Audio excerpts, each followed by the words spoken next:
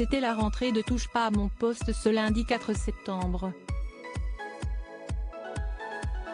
Pour ce premier jour, Cyril Hanouna a reçu sur le plateau de son talk-show le patron de la boîte de nuit où aurait été aperçu Pierre Palmade en juin.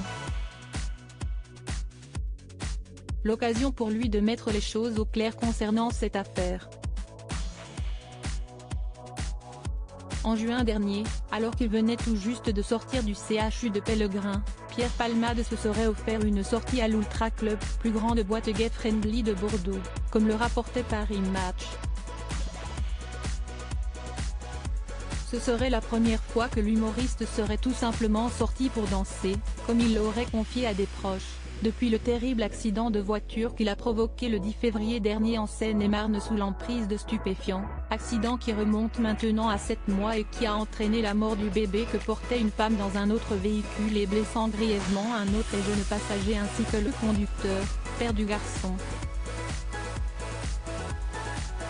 Une sortie pour tenter d'oublier ces autres mois d'enfer, avec 2 gardes du corps.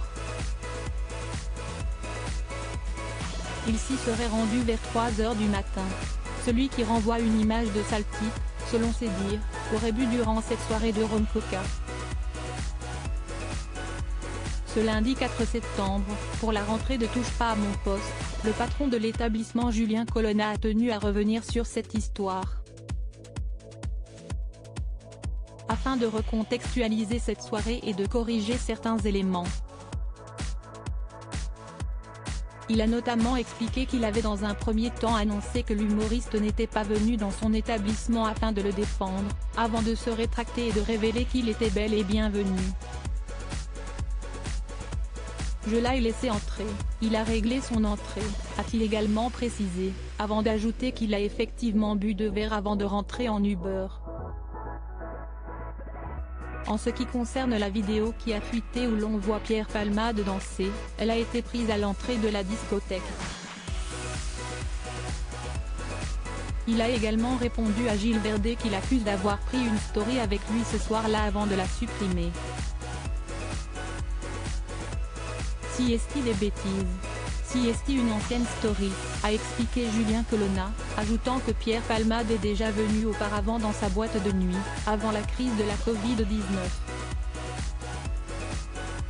Pour en revenir aux précédentes informations qui ont fuité à ce sujet ces dernières semaines, Pierre Palmade, qui a été longtemps suivi pour des soins post-AVC et des traitements contre les addictions, aurait décidé de filer chez un médecin après cette sortie très remarquée, demandant alors à ce dernier une prescription pour faire tester l'absence de drogue dans son sang.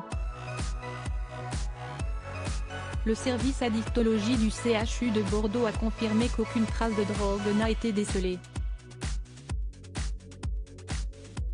Après cette vive polémique, il avait pris la lourde décision d'être réhospitalisé, prévenant alors le juge des peines pour être totalement transparent sur ce choix qui n'incombe qu'à lui. Il est toujours soumis à un contrôle judiciaire très strict, devant se faire soigner et ne pouvant donc toujours pas quitter le territoire national, ni se rendre en Seine-et-Marne, ni contacter les témoins et ni, bien évidemment, conduire.